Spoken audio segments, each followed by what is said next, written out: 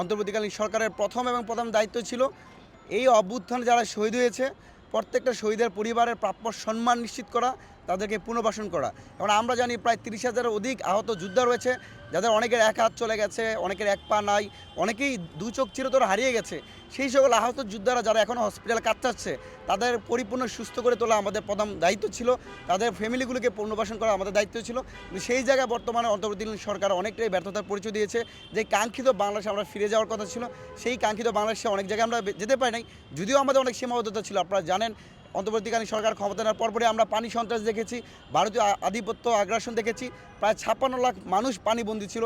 একই পর্যায়ে আমরা সাম্প্রদায়িক দাঙ্গা সৃষ্টির প্রক্রিয়া দেখেছি, পোশাক শিল্প ধ্বংসের প্রায়।